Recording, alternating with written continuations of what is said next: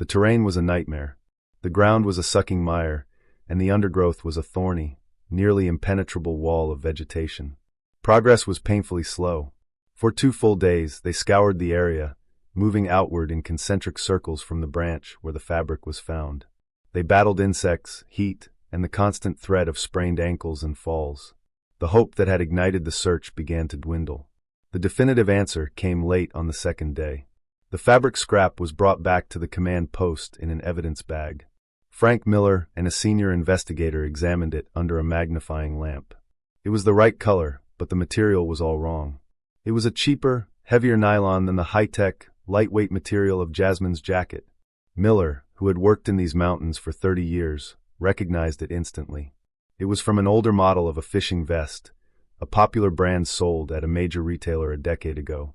It was a common piece of trash, a ghost of some forgotten fishing trip, completely unrelated to Jasmine Kensington. The news hit with the force of a physical blow. The 2 days spent in that treacherous swamp had been a waste of time, resources, and most importantly, hope. The morale of the search teams, already stretched thin, plummeted. The brief flicker of a lead had been extinguished, leaving the darkness deeper than before. The weather took a turn. A low-pressure system moved in from the west, bringing with it a cold, persistent rain that soaked the mountains for 3 straight days. The trails turned to mud, the creeks swelled into dangerous torrents, and a thick fog settled over the peaks, grounding the helicopter indefinitely. The search was becoming not just difficult, but dangerous for the searchers themselves. On the 14th day, Frank Miller sat down with Andrew at one of the folding tables. He laid out the facts gently but firmly. They had covered over 100 square miles of some of the most difficult terrain in the state. They had investigated the only lead, which had proven false. They had found absolutely no sign of his sister. With the weather conditions worsening and no new information to guide them, the official large-scale search operation was being suspended. It wasn't an end, he explained. The case would remain open, and rangers would continue to be on alert, but the massive, coordinated effort was over. The volunteers packed their gear, their faces etched with exhaustion and disappointment. The tents came down. The trucks and cruisers drove away, leaving Jasmine's sedan alone once more in the gravel lot. Sporadic, smaller searches organized by friends and determined strangers continued for a few more weekends. But as September gave way to October, their numbers dwindled. The leaves began to turn, carpeting the forest floor in a new layer of red and gold, burying any secrets that might have been left behind. The Appalachian wilderness fell silent again, having swallowed Jasmine Kensington whole, leaving behind nothing but a photograph and a string of unanswered questions. 2 years passed. For Andrew Kensington, time had reshaped his grief from a sharp, frantic panic into a dull, chronic ache. The world had, by necessity, moved on. Jasmine's apartment was eventually emptied, her belongings sorted and stored in boxes that sat in Andrew's garage, silent monuments to a life interrupted. Her job at the architectural firm had been filled. The relentless forward march of life had smoothed over the hole she'd left, at least on the surface. But for Andrew and for the handful of investigators who kept her file on a corner of their desks, the silence she left behind had never truly gone away. It was a low hum of unresolved questions, a constant background noise to their lives. The official status of the case was inactive, pending new information, a bureaucratic term for a dead end. Then, in the late summer of 2019, an echo of that silence reverberated through the Appalachian region, this time with a terrifying new sound. News reports began to circulate about another missing hiker, a young woman who had been trekking solo in a national forest over 100 miles south of where Jasmine had vanished. But this time, the woman wasn't just missing. After a week-long search, her body was found. She had been assaulted and left in a shallow grave, crudely concealed just off a popular trail. The crime was brutal, personal, and it sent a shockwave of fear through the tight-knit hiking community. The media coverage was intense, and the details were grim. The perpetrator had left behind a scene of violence, but no clear forensic trail. No suspect was ever identified. For most of the public, it was a tragic but isolated incident. But in a quiet, climate-controlled office in the state capital, a detective named Wallace, part of a regional cold case unit, felt a prickle of professional unease. His job was to look for patterns, to connect the dots that others had missed. The murder of the solo hiker was outside his direct jurisdiction, but part of his protocol was to cross-reference the details of any major violent crime against his unit's roster of unsolved cases. He pulled up Jasmine Kensington's file. On the surface, the two cases were starkly different. Jasmine's disappearance was a complete void, an utter lack of evidence. The other case was the opposite, a scene of horrific, tangible violence. But Wallace couldn't shake the core similarities. A lone female hiker, experienced and confident, targeted in the seeming safety of the wilderness. The predator in the new case had been bold. Was it possible he had struck before, perhaps with a different method? Could Jasmine's disappearance have been a first attempt, one where the killer had been more successful at concealing his crime, leaving no body and no scene to analyze? The theory was a long shot, a tenuous thread stretched over 100 miles and 2 years. But it was the first new lead of any kind in the Kensington case since the search was called off. The file was officially reactivated. Detective Wallace and his partner drove out to meet with Andrew Kensington first. They sat in his living room, the old photo of a smiling Jasmine on the mantelpiece, seeming to watch them. They explained the new context, the grim possibility that they were no longer looking for a hiker who had succumbed to the elements, but a woman who may have encountered a predator. Andrew listened in stoic silence, his face pale. The idea was a fresh hell, replacing the ambiguous agony of not knowing with a specific, horrifying scenario. Their next stop was to see Nathan Coldridge. They met him at a coffee shop, a neutral ground. 2 years had changed him. The easygoing confidence he'd shared with Jasmine was gone, replaced by a more reserved, haunted demeanor. He'd since left the architectural firm, explaining that the daily reminders were too much.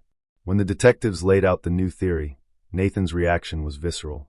He stared into his coffee cup, his hands trembling slightly.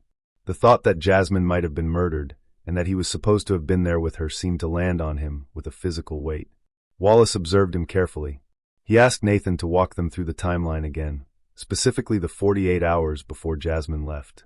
Nathan recounted the dinner they'd had, their excitement for the trip. He then described the illness that had struck him in the middle of the night, a violent, debilitating bout of what he assumed was food poisoning. He'd been sick for the entire next day, barely able to leave his bathroom. He told them he had gone to an urgent care clinic that morning, desperate for some relief. It was a detail he had mentioned in 2017, but it had been of little consequence then.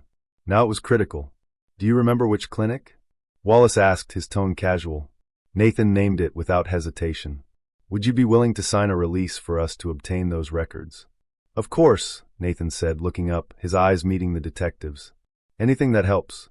Do you really think that's what happened to her?" The detectives left him with non-committal assurances. The next day, they had the records from the urgent care clinic. They were time-stamped and detailed. Nathan Coldridge had checked in at 10:15 a.m. on the day Jasmine left for her trip. The attending physician's notes described symptoms of acute gastroenteritis, or food poisoning, and documented that he was given intravenous fluids for dehydration. He had paid his copay with a credit card. His alibi was ironclad. The lead, like the scrap of blue fabric 2 years prior, dissolved into nothing.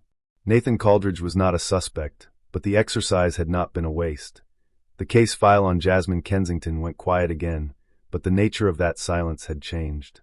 It was now categorized under suspected foul play, a subtle but significant shift. For another 4 years, the file gathered digital dust. The world turned, technology evolved, and the memory of the missing hiker from 2017 faded further into the background, a ghost story whispered among Appalachian Trail veterans. Then, on a crisp Saturday in October of 2023, 6 years after Jasmine vanished, a group of 3 men were pushing their way through a section of the Appalachian Mountains rarely touched by human feet.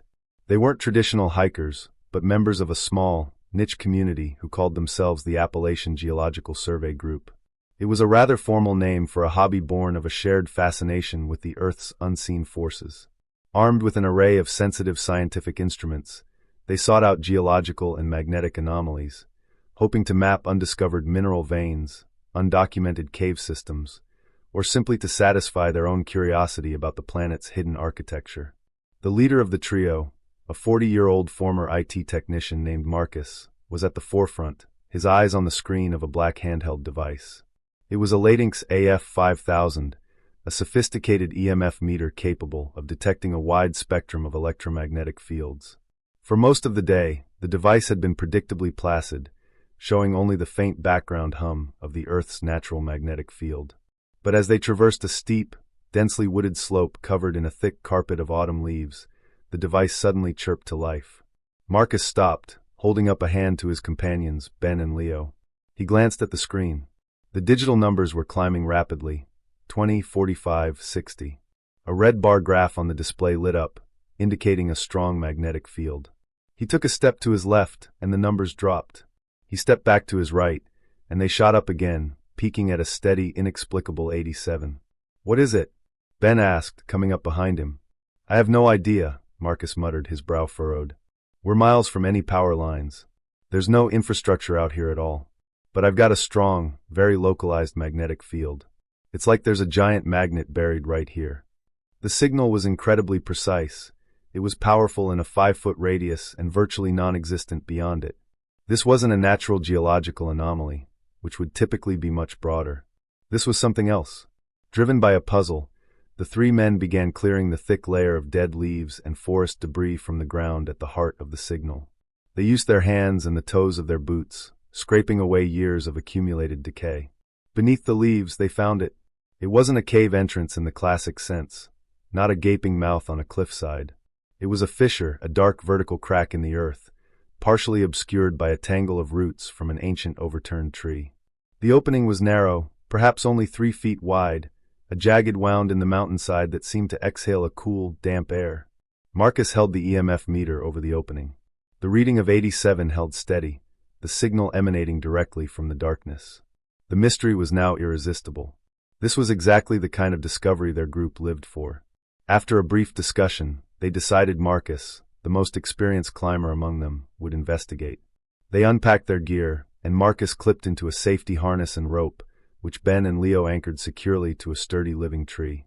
With a headlamp strapped to his forehead, he clicked it on, its bright white beam cutting into the profound blackness of the fissure. He carefully lowered himself into the opening.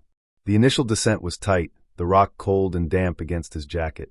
After about 10 feet, the fissure suddenly widened dramatically. He was no longer in a crack, but at the top of a vast, silent chamber. He was hanging in open space.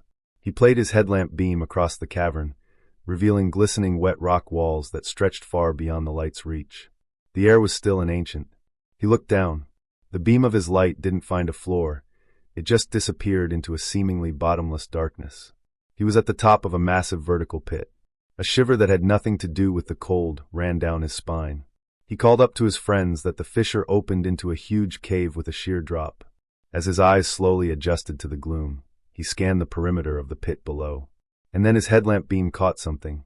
Far below, at what he estimated to be a drop of at least 60, maybe 70 feet, was a small splash of color against the dark rock. He squinted, focusing the beam. It looked like a pile of fabric, a sleeping bag perhaps, and some other material next to it. His first thought was of some old mining camp, a relic left behind decades ago. It was a fascinating find, but it didn't explain the EMF signal. He climbed back up, his mind racing. "There's gear down there," he told Ben and Leo as he pulled himself out of the fissure. "A sleeping bag, maybe a pack, but it's at the bottom of a huge pit. There's no way the signal from my meter could be coming from that far down. It has to be up here." The puzzle of the signal remained. If the source wasn't the gear below, it had to be somewhere near the entrance. Leaving the ropes in place, Marcus began a more meticulous search of the fissure's opening. He ran the EMF meter along every crack and crevice in the rock face. The signal fluctuated wildly until he held the device near a small dry alcove in the rock wall, just inside the entrance and about chest high. The meter screamed, the number 87 locked on the screen. He reached into the alcove. His fingers brushed against something cold, plastic, and rectangular wedged tightly between two rocks. He worked it free and pulled it out into the daylight. It was a small personal two-way radio, a walkie-talkie. It was weathered and dirty, but intact. The three men stood in silence, looking from the radio to the dark fissure, then back at the radio. This was no longer a geological curiosity.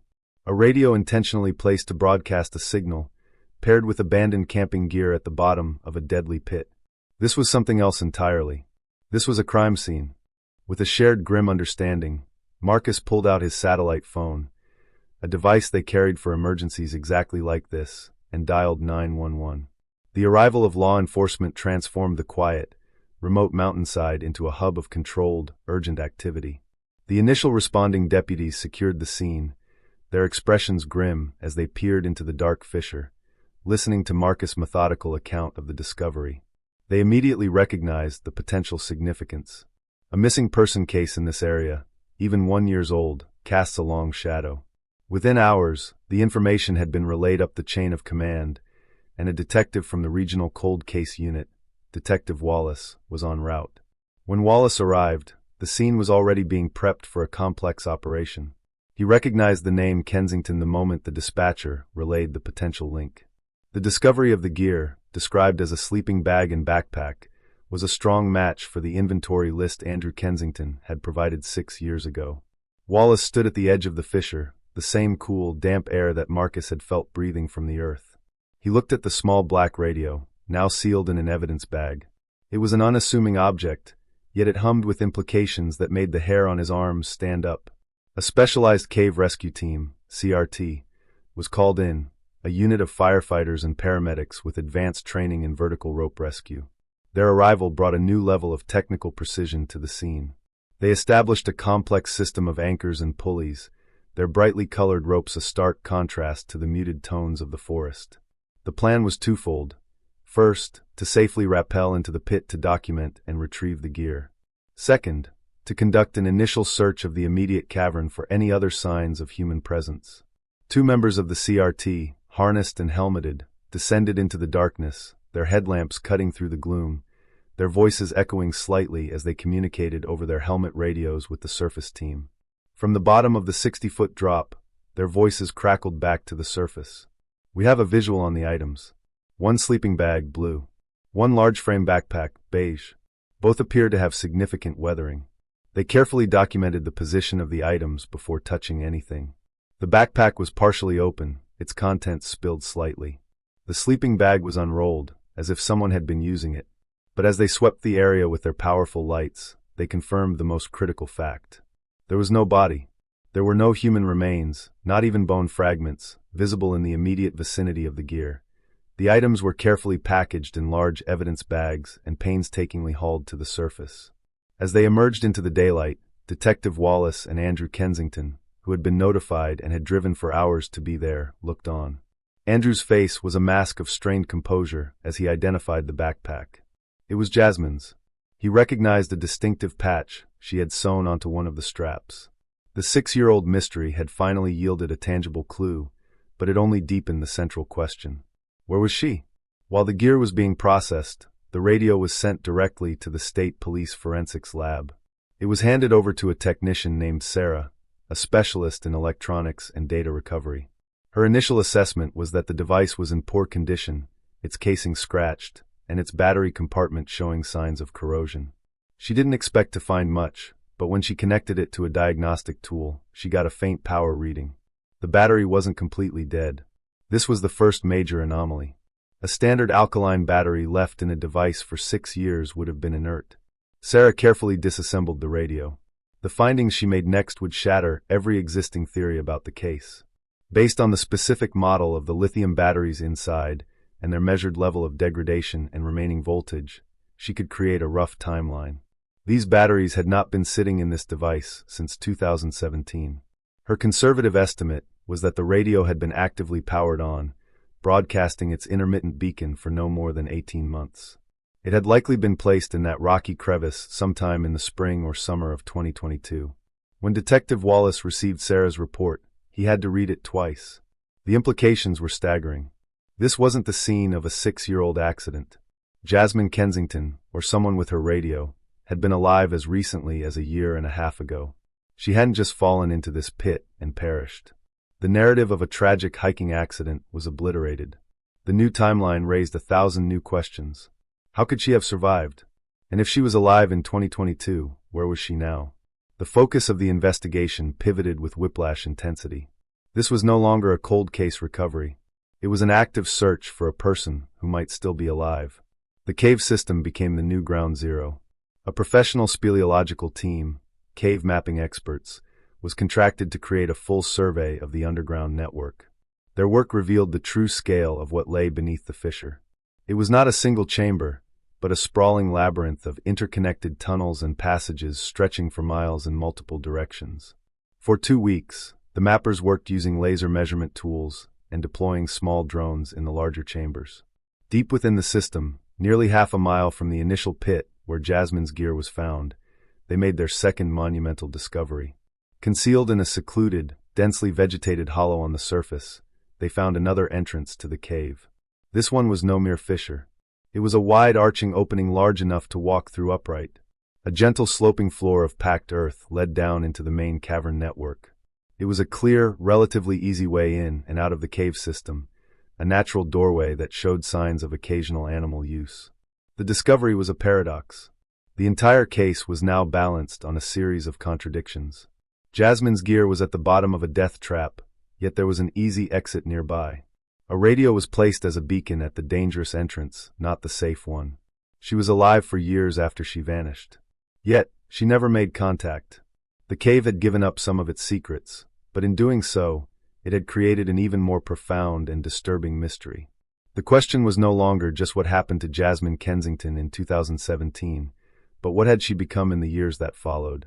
The revelation that Jasmine Kensington might have been alive as recently as 2022 sent shock waves through the investigation, forcing Detective Wallace and his team to dismantle every theory they had ever constructed. The image of a lone hiker lost to the elements was gone, replaced by the far more complex and haunting specter of a long-term survivor, or perhaps a long-term captive. If Jasmine had been alive for 5 years, her disappearance was not a random act of nature. It was an event with a human cause and potentially a human perpetrator. With this new terrifying lens, the investigation turned inward back toward the people who had populated Jasmine's life. The circle was small.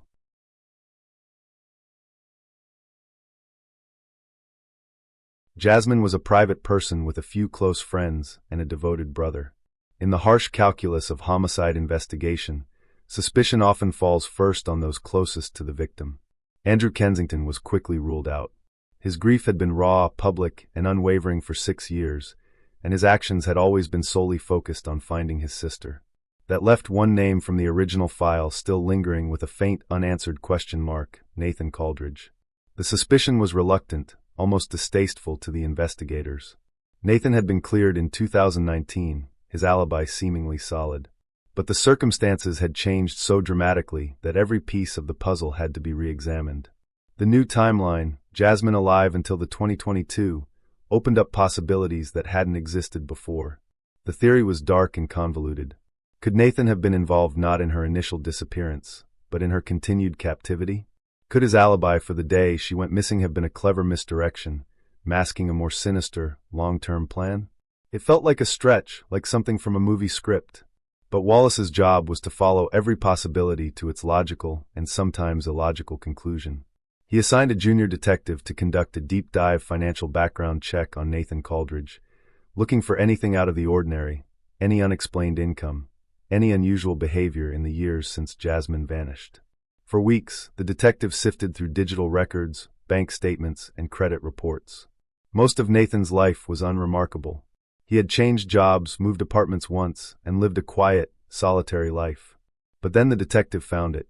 In the months leading up to Jasmine's disappearance in 2017, Nathan Coldridge had been in serious financial trouble. Credit card statements showed dozens of cash advances taken at casino ATMs. Bank records revealed a series of large, unexplained withdrawals and a pattern of deposits that didn't match his salary. He was being pursued by at least 2 collection agencies. Nathan Coldridge had been struggling with a significant gambling debt. Suddenly, a potential motive, however grim, materialized. It wasn't clean or simple, but it was there. Investigators began to spin out a scenario. What if Nathan, desperate for money, had concocted a plan involving Jasmine? Perhaps there was a life insurance policy they didn't know about, or some other anticipated financial gain. What if the food poisoning story was a lie, a carefully constructed alibi to remove himself from the immediate timeline of her disappearance while he orchestrated it from afar? The theory had holes. It was elaborate and required a level of psychopathic cunning that didn't seem to fit the man they'd interviewed. But the debt was a concrete fact, a powerful motivator for desperate acts. Wallace knew he had to confront him. The second interview with Nathan Coldridge was starkly different from the first. It didn't take place in a coffee shop. This time, it was in a small, gray, featureless room at the county sheriff's department. Two detectives, Wallace and a younger, more imposing partner, sat across a metal table from him. Nathan looked bewildered, his initial cooperation curdling into confusion and fear as the tone of the questioning shifted. Wallace laid out the new evidence, the radio, the new timeline, the fact that Jasmine had been alive for years. Nathan's shock seemed genuine, but then Wallace slid a folder across the table. It contained copies of Nathan's bank statements from 2017. "We know you were in a lot of trouble back then, Nathan," Wallace said, his voice even. "Gambling debts, collectors calling. You were desperate." Nathan stared at the papers, his face flushing. That has nothing to do with this," he stammered. "That was a long time ago. I had a problem. I dealt with it." "How did you deal with it?" the second detective pressed. "Did Jasmine know about your debts? Was she trying to help you? Did you have an argument?" The questions came faster, harder. They pressed him on every detail of his alibi. Could he have faked the food poisoning? Was there anyone who could verify he was at home sick for the entire day? The implication hung heavy and suffocating in the small room, that he had not only been involved in her disappearance, but had somehow kept her hidden for 5 years. Nathan was visibly crumbling under the pressure, but his story never wavered. He insisted on his innocence, his voice cracking with a mixture of indignation and despair. He admitted to the gambling problem, calling it the worst mistake of his life, but swore it had nothing to do with Jasmine. He repeated the details of his visit to the urgent care clinic. The detectives had already pulled the complete file. They knew the answer before they asked the question. They had not only the check-in records and the credit card receipt, but they had also re-interviewed the attending physician from the clinic. The doctor, now retired, had a clear memory of the case only because of his detailed notes. He remembered a patient genuinely suffering from severe dehydration, a condition difficult to fake to a trained medical professional. Furthermore, the deep-dive financial investigation had also uncovered how Nathan had resolved his debts in late 2018, nearly a year after Jasmine vanished. He had received a modest inheritance of about $50,000 from a great-aunt who had passed away. The probate court records were public and unambiguous. The inheritance was legitimate, expected, and completely unrelated to Jasmine Kensington. It was just enough to clear his debts and get his life back on track. After 4 hours of intense questioning, the detectives knew they had reached the end of the line. Nathan Coldridge was not their man. His story was consistent, and the evidence that had initially cast suspicion on him ultimately exonerated him. He was a man with a past problem, but he was not a monster. As Nathan left the station, looking shaken and diminished, Detective Wallace felt a familiar wave of frustration. They had pursued their strongest, most logical lead to its definitive conclusion, and it had led them nowhere. The sinister theory of a meticulously planned long-term abduction dissolved, leaving them back where they started. They had a cave, a radio, and a ghost who had apparently survived for 5 years, only to vanish again. The human element had failed them. The only thing left to interrogate was the cave itself. With all human leads exhausted and Nathan Coldridge definitively cleared, the investigation turned back to the cold, silent witness at the heart of the mystery, the cave. The initial search by the cave rescue team had been focused on finding Jasmine or her remains. Now Detective Wallace ordered a second, far more meticulous forensic sweep. This time, the goal was not just to find a person, but to find the story of a life. He wanted to know how someone could have survived in the subterranean world. A team of forensic specialists accustomed to combing through houses and crime scenes was paired with the speleological experts. For days they worked under the stark, sterile glare of portable floodlights, transforming the main cavern into an underground laboratory. They moved with painstaking slowness, gritting off sections of the cave floor, sifting through dust and soil that had lain undisturbed for centuries. The first significant discovery came from the area near the easy walkout entrance, the wide-arched opening that led back to the world. Tucked into a dry alcove, partially shielded from the main cavern's drafts, they found a small makeshift fire pit. It was little more than a circle of blackened stones, but the ash inside was a treasure trove. Forensic analysis of the ash revealed it contained charcoal from multiple different types of wood, all native to the surrounding forest. More importantly, the layering of the ash indicated it had been used repeatedly over a long period. This wasn't the site of a single campfire. It was a hearth, a place someone had returned to again and again for warmth and cooking. Near the fire pit, they found more. A scattering of tiny, brittle bones almost lost in the cave dust. An expert identified them as belonging to small animals, squirrels, rabbits, and even a few species of cave-dwelling birds. Alongside the bones, they found several sharpened sticks. They were crude tools, their points hardened in a fire, but their purpose was unmistakable. They were spears or skewers. Someone had been hunting, bringing their catch back to the cave and cooking it over the fire. The evidence painted a staggering picture of survival, a testament to human resilience that bordered on the unbelievable. The team began to piece together a new dominant theory, one grounded not in malice, but in a desperate fight for life. It likely began with the fall. Jasmine, perhaps disoriented or having taken a wrong turn in the dense woods, stumbled into the unseen fissure. The 60-foot drop would have been catastrophic, but her large, well-padded hiking pack could have acted as a crude airbag, cushioning her impact just enough to save her life. She would have been severely injured, broken bones, a concussion, internal trauma, but alive, trapped in the darkness at the bottom of the pit. In those initial hours or days, her training and will to survive would have taken over. The radio, her only link to the outside world, would have been her priority. Perhaps before she fell, or in a moment of adrenaline-fueled desperation afterward, she managed to throw it upwards, hoping it would land near the opening where its signal could be caught. Or maybe in a feat of incredible strength, she managed to climb partway back up the fissure wall before her injuries overwhelmed her, wedging the device into the crevice as a final desperate act before falling back to the bottom. Trapped and in agony, she would have used her sleeping bag for warmth and subsisted on whatever food she had in her pack. Weeks, maybe even months, could have passed this way as her body slowly, painfully mended in the cold, absolute dark. Her flashlight would have been her most precious possession, its beam, her only sun.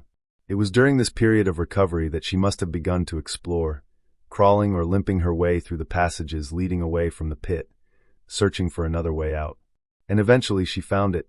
The discovery of the large walkout entrance must have felt like a miracle, a literal light at the end of the tunnel. She was no longer a prisoner. She could leave. This new theory explained the fire pit, the animal bones, the sharpened sticks. She had turned the cave from a tomb into a base of operations. She had learned to hunt, to make fire, to survive. She had become a part of the wilderness in a way she could never have imagined. But this theory, as compelling as it was, also created its own agonizing paradox. If she found the easy way out, why did she never retrieve the radio? The most logical answer was also the simplest. Her flashlight batteries died. Without a light source, navigating the complex, pitch-black maze of the cave to get back to the Pfizer would have been impossible. A suicidal risk. The radio, her last message in a bottle, was lost to her forever in the darkness. So she walked out of the cave, leaving her old life behind at the bottom of the pit. She stepped back into the sunlight, a survivor, a ghost returned to the world of the living. But the story doesn't end there. It collides with a final terrifying question. After surviving the fall, the injuries, and years of isolation, what happened to her next? She never called her brother. She never accessed her bank accounts. She never tried to reclaim her life. She simply walked out of one mystery and into another. The sinister undertone of the murdered hiker from 2019, the case that had briefly reopened her file, returned with chilling force. The investigators were now haunted by a new, even more tragic possibility. Had Jasmine Kensington performed a miracle of survival, enduring years of hardship to heal herself and win her freedom, only to walk out of that cave and into the path of a human predator? Had she survived the wilderness only to be consumed by the very world she was trying to rejoin? For 4 months, Detective Wallace and his team chased down phantom leads, recanvassing towns within a 50 miles radius of the cave, showing Jasmine's 6-year-old photograph to people who had no reason to remember a face they might have seen for a fleeting moment more than a year ago. The trail was as cold as it had ever been. It seemed the final chapter of Jasmine Kensington's story was destined to remain unwritten. The breakthrough, when it came, was not the result of police work, but of pure random chance. In early February 2024, a local man named George Petrie was making his annual rounds to retrieve the memory cards from a series of trail cameras he maintained on a large tract of private woodland. He was a hunter, but he was also a naturalist, and his cameras were his way of keeping a silent watch on the movements of the deer, bear, and other wildlife that shared his land. One of his camera lines was particularly remote, set up along an old overgrown logging path that was slowly being reclaimed by the forest. He rarely checked these cameras, sometimes letting a full year pass between visits. Back in his dusty workshop, he He sat down with a cup of coffee to review the footage, a ritual he enjoyed. He clicked through thousands of images and short video clips. A doe and her fawn stepping delicately through the undergrowth. A black bear scratching its back on a tree. A raccoon staring into the lens with its bright masked eyes. It was mostly routine. He was about to swap out the card from the last camera when he paused on a clip from deep within the archive. The timestamp in the corner of the grainy infrared footage read August 14, 2022, 4:52 a.m. The clip was only 15 seconds long. It showed a figure walking down the center of the old logging path. It was not an animal. It was a person moving with a weary but steady and determined gait. The figure was gaunt, their clothes tattered and dark in the grayscale of the night vision footage. Their hair was long and matted, but as the person passed directly in front of the camera, they turned their heads slightly, as if reacting to the faint click of the infrared sensor activating. For a few clear frames, the camera captured their profile. The facial structure, the high cheekbones, the set of the jaw was unmistakable. Despite the hardship etched onto her features, it was Jasmine Kensington. George Petrie stared at the screen, his coffee forgotten. He had followed the news of the cave discovery months earlier. Everyone in the region had. He knew that face. He watched the clip again, and then a third time. The woman in the video was alive. She was on her feet, and she was walking with purpose. He immediately called the sheriff's department. Detective Wallace viewed the footage with a sense of profound awe and dread. It was the proof he had theorized but never truly expected to find. It confirmed everything. Jasmine had survived the cave. She had walked out. The date on the footage, August 2022, fit perfectly with the forensic timeline of the radio's battery life. This was the ghost captured on film. This was the end of her trail in the wilderness.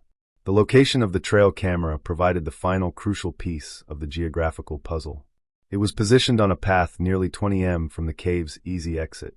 A 20 m journey through dense woods for a person in her condition would have been an epic feat of endurance. More importantly, the old logging path, as Wallace discovered from maps, eventually intersected with a paved state highway just 5 miles further on from the camera's location. Jasmine had been walking toward civilization.